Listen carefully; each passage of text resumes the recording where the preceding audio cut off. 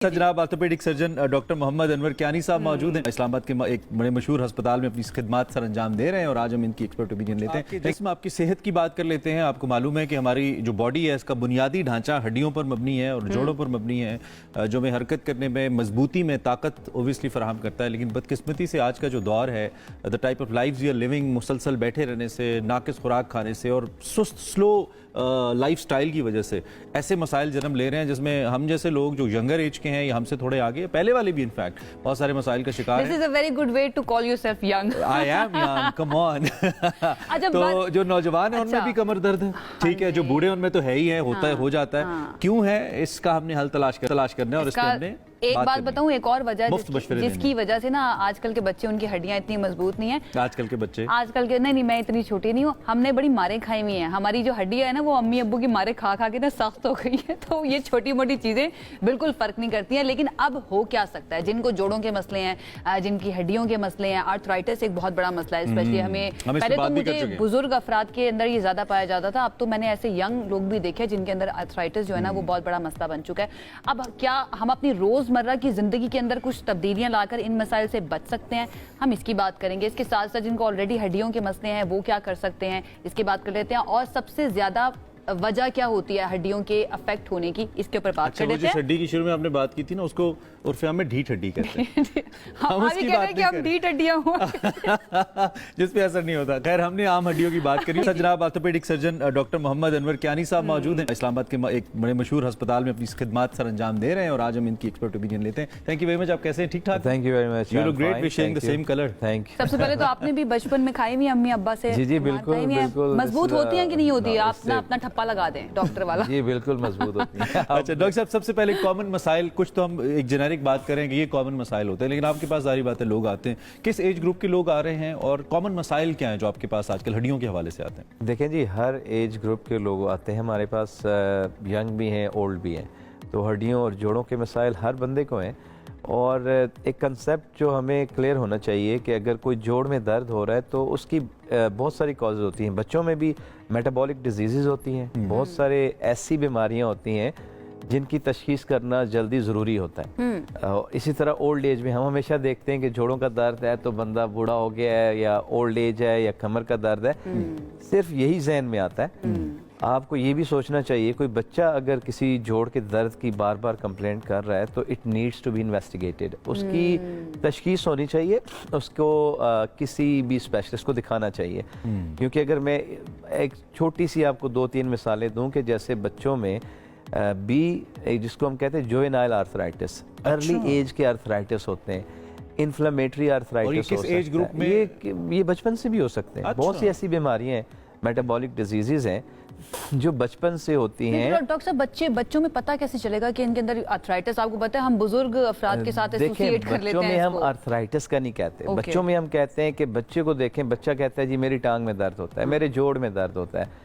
तो आप 1-2 दिन उसको कोई मेडिसिन देते हैं, ब्रूफेन देते हैं, कुछ देते हैं। अगर नहीं आराम आता और बार बार वो होता है, या बच्चे की फर्ज करें, मेरे पास कल पेशेंट है कि बच्ची थी छोटी, उसकी जॉइंट की स्वेलिंग थी, तो उसको इन्वेस्टिगेट करना कि आप उसका कोई एक्सरेज करेंगे, कोई MRI करेंगे। क्योंकि देखें, अगर कोई डिफॉर्मिटी या स्वेलिंग आ गई है, सूजा हुआ है टांग या घुटना, तो देखें अगर मैं वर्स्ट सिनेरियो में बताऊं तो वो बोन ट्यूमर भी हो सकता है।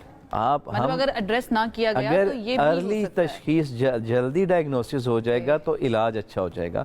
उसके जैसे बोन कैंसर या ट्यूमर की बात करूं तो उसके स्पेशलिस्ट के पास अगर जल्दी जाएगा तो जल्दी वो क्योरेबल होगा। और अगर हम वैसे ही बैठे रहें, हम निगलेक्ट कर दें, तो लेटर ऑन उसकी डिजीज अगर स्प्रेड हो जाए तो उसके रिजल्ट्स वो नहीं होंगे और वो समटाइम्स लाइफ थ्रेटनिंग भी होता है। इसी तरह जो और जोड़ों के मसाइल होते हैं मिडिल एज में, ओल्ड एज में, वो most of the time overweight की वजह से होते हैं और इनएक्टिविटी की वजह से होते हैं। क्योंकि हम लोग खा पी के हम कहते हैं पड़े रहें, सोए रहें, कोई एक्सरसाइज। मैं लाइफस्टाइल के ऊपर ही आने लगी थी कि ऐसा कौन सा हमारा आजकल का लाइफस्टाइल है जो हमारी हड्डियों को खास तौर पर, क्योंकि फोकस हमारा हड्डी है, जो हमारी हड्डियों को मुतासर कर रहा है? देखिए, 2 इंपॉर्टेंट फैक्टर्स हैं। एक तो वेट कम होना चाहिए। वेट सिर्फ लोग अच्छा लगने के लिए भी करते हैं, लेकिन ज्यादा लग रहा है आपको? नहीं, आप नहीं, ये मुझे कहते रहते हैं कि हर वक्त अपने वेट को कंट्रोल करने की बात। तो वेट कम करना बहुत जरूरी है।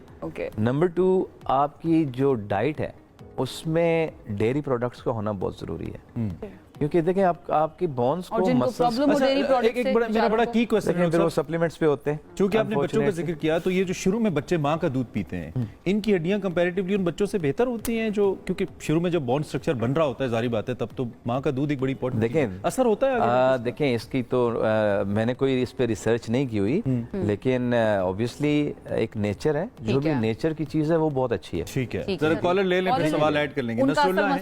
نصر اللہ ہیں کراچی سے، مفت مشورہ مل جائے گا نا ان کو. نصر اللہ آپ کو آواز آ رہی ہے ہماری؟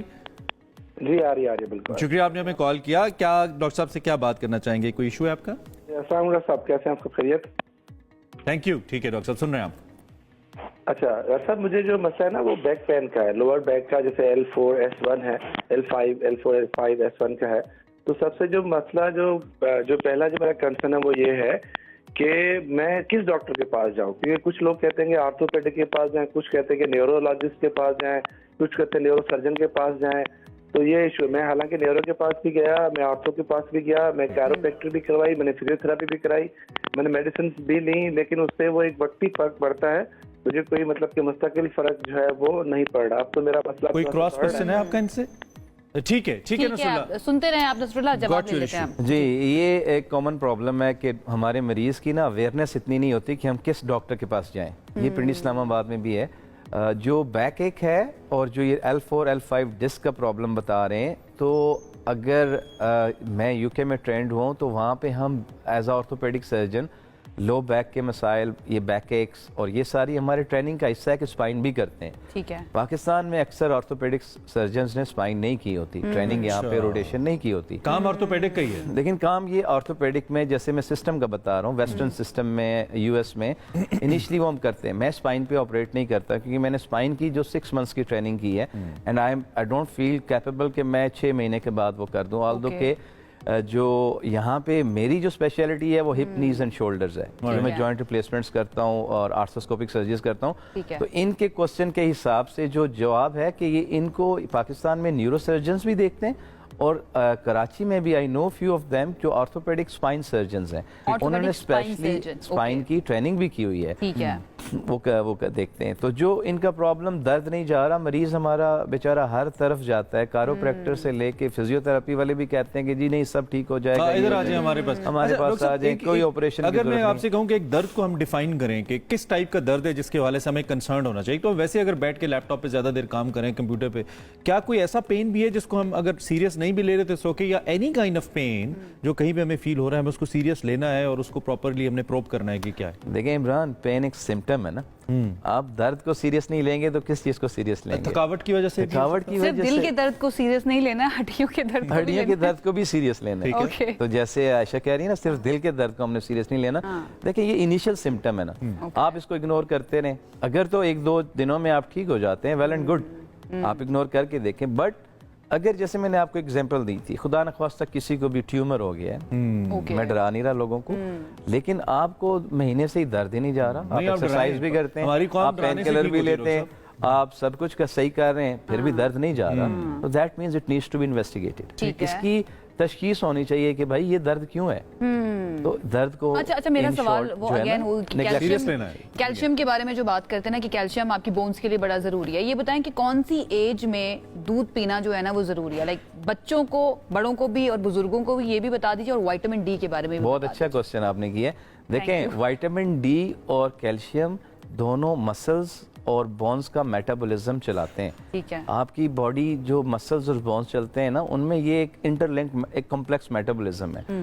تو کیلشیم کہاں سے آئے گا؟ یا تو آپ ڈائٹ سے لیں گے جس میں موسٹلی ڈیری پروڈکٹس ہے یا فش ہے، یا اگر آپ کوئی کچھ لوگ لیکٹوز انٹالرنس ہوتی ہے، یہ ہوتا ہے وہ ہوتا ہے، دودھ اچھا نہیں لگتا، دہی کھا لیں، مکھن کھا لیں، چیز کھا لیں. وہ ساری ڈیری پروڈکٹس جو ہے نا کیلشیم ہے. اور اس کا وائٹامن ڈی ہے. وائٹامن ڈی سن ایکسپوجر سے بنتا ہے، جب ہماری اسکن ایکسپوزڈ ہوتی ہے سن الٹرا وائلٹ ریز سے وہ بنتا ہے. تو یا پھر آپ سپلیمنٹ لیتے ہیں. آپ کو کوسچن یہ تھا کہ کس ایج گروپ میں؟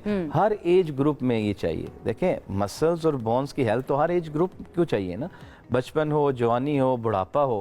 تو آپ کو جو خاص طور پہ جو فیمیلز ہیں after I would say around 45-50، جب ان کا جو ہارمونل چینجز آتی ہیں تو ان کی بون میں منرلائزیشن کم ہو جاتی ہے.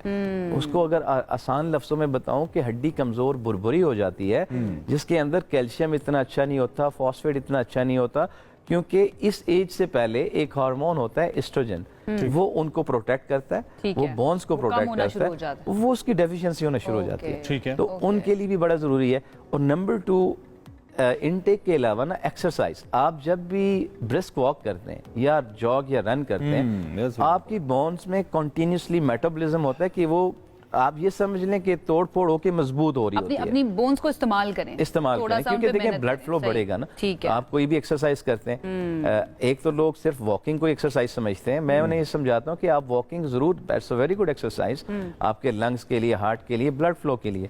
لیکن آپ نے اگر شولڈر موو ہی نہیں کیا, میں شولڈر اسپیشلسٹ سرجن ہوں, آرتھروسکوپیز بھی کرتا ہوں, آپ کندھے اٹھائیں ہی نہ, پورے 2 سال آپ نے ہاتھ اوپر نہیں اٹھائے, ہاتھ گھمائے نہیں, تو آپ کے جو ٹینڈنز شولڈر کے اندر ہیں, اسپیشل ٹینڈن ہوتے ہیں, ان کی ہیلتھ تو خراب ہوگی, وہ یوز نہیں ہوئے.